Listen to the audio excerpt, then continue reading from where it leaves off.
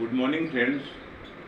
आज की सुंदर सुबह के लिए परमेश्वर पिता हमारे लिए अपना जीवित वचन दिया है। वो हमें मिलता है सभोपदेशक का पुस्तक, उसका 11 अध्याय पद संख्या 9। सभोपदेशक 11 उसका 9वां पद।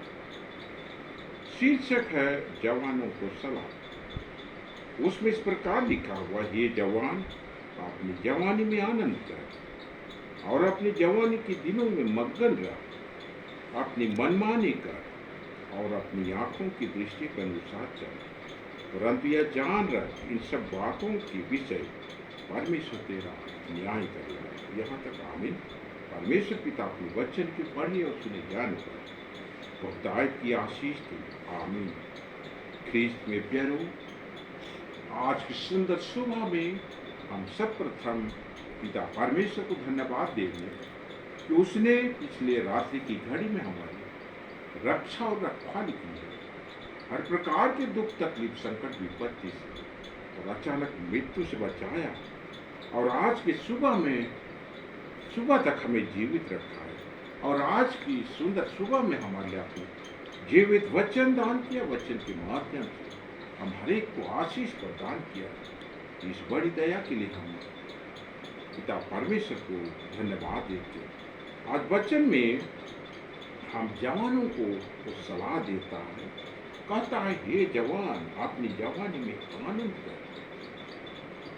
जवानों को संबोधित करके कहता है, अपनी जवानी में आनंद कर, खुशी मना, अपनी जवानी के दिनों में मगन रह, हर एक बातों से चिंता मुक्त होती तुम मगन रहो। अपनी मनमानी कर किसी के अधीन मत रहो। किसी के अधीन, किसी के बंधन में नहीं रहकर, स्वतंत्र रहकर अपने मनमानी तरह से जीवन जियो। आंखों की दृष्टि के अनुसार चल।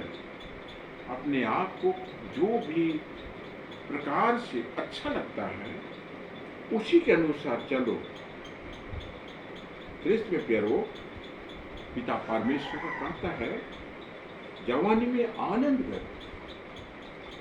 आज हम जवान सोचते हैं कि हम ईश्वर की संगति में हम तभी आए जब हमारा उम्र बढ़ जाए, हम 50-60 वर्ष से ऊपर होंगे, तब हम ईश्वर की संगति में आएंगे। परंतु ख्रीस्त में प्यारो, हम नहीं जानते कि हमारा जीवन घास की तरह है, फूल की तरह है, जिस प्रकार से सुबह खिलता है, शाम को मुरझा जाता है। उसी प्रकार हमारा जीवन है, हम नहीं जानते कि हमारा इस दुनिया से कूच कब होगा। और यही सोच के हम अपने जवानी के दिनों में आनंद मनाते हैं। हम सोचते हैं कि हमारा शरीर इसी प्रकार से रहेगा और हम नाना प्रकार की गलत संगति में पड़कर अपने शरीर को आनंद पहुंचाते, आनंद प्रदान करते हैं और हम मनमानी करते हैं। हमारे मुखिया, हमारे माता पिता का आदर नहीं करते, उनकी बातों को नहीं मानते और हमारी आंखों की दृष्टि में जो भी अच्छा लगता है वही काम करते हैं। और आंखों की दृष्टि में जो भला लगता है उसको प्राप्त करने में हम कुछ भी बुरा काम कर बैठते हैं। हम अपने जवानी को हम सोचते हैं कि हमारा जवानी ऐसे ही रहेगा। इसी प्रकार हम जो ख्याल रखकर अपने जीवन को अनज्ञाकारिता के जीवन में, नशापान में और भी तरह तरह की बुराइयों में अपने जीवन को हम व्यतीत करते हैं और हम आनंद मनाते हैं, खुशी मनाते हैं और हम अपने नहीं सोचते हैं कि हमारा जीवन आज सिर्फ है और कल हम नहीं रहेंगे। और इसके अलावा भी परमेश्वर पिता यहाँ पर कहता है, परंतु तुम यह जान रख कि इन सब बातों के विषय परमेश्वर तेरा न्याय करेगा। हम जैसे भी जीवन जी रहे हैं, परमेश्वर सब कुछ देख रहा है। उसका कैमरा 24 घंटा हमारे ऊपर चालू है, वो हमें देख रहा है और इन सब बातों का वो हमें हमारा न्याय करेगा और हमें उसके अनुसार वो हमें मूल्य देगा। अगर हम भला काम किए हैं, भली संगति में रहे हैं, तो हमें पिता परमेश्वर अनंत जीवन देगा। और यदि हमारा चाल चलन बुरा रहा है तो हमें उस नरक की झील में डाल दिया जाएगा।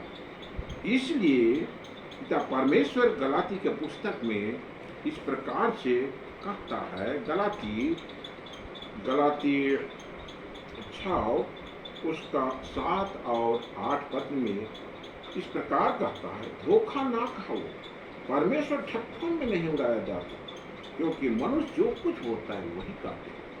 क्योंकि जो अपने शरीर के लिए बोता है वह शरीर के द्वारा विनाश की कटनी काटेगा, जो आत्मा के लिए बोता है वह आत्मा के द्वारा अनंत जीवन की कटनी काटेगा।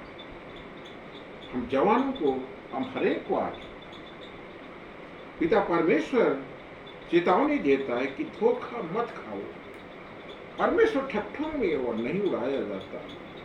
अब मनुष्य जो कुछ बोता है उसी प्रकार से उसका कटनी काटेगा।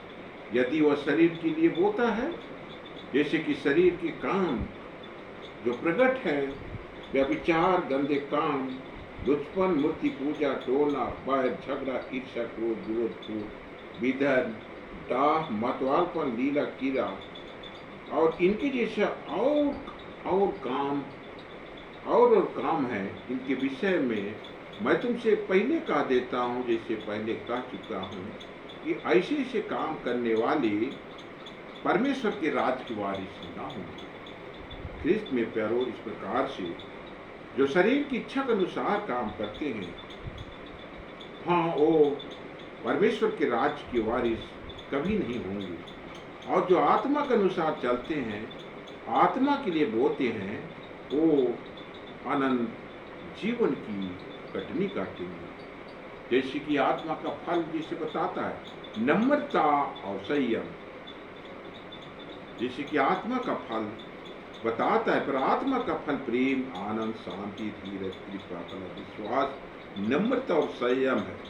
ऐसे ऐसे कामों के विरुद्ध कोई भी व्यवस्था नहीं है।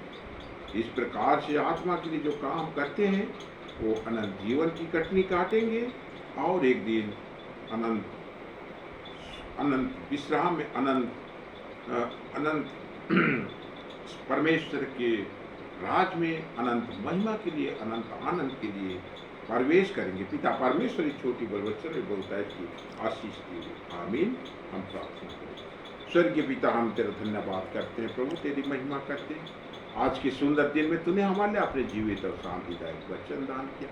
वचन के माध्यम से हमें आशीष प्रदान किए प्रभु, हम सारे आशीष को तुझे धन्यवाद देते हैं प्रभु। वचन में हम जवानों को सलाह दिया है कि जवानी के दिनों में मगन रह, अपने मनमानी कर, आँखों की दृष्टि के अनुसार जीवन व्यतीत कर, परंतु ध्यान रख कि परमेश्वर की सारी बातों का न्याय करेगा।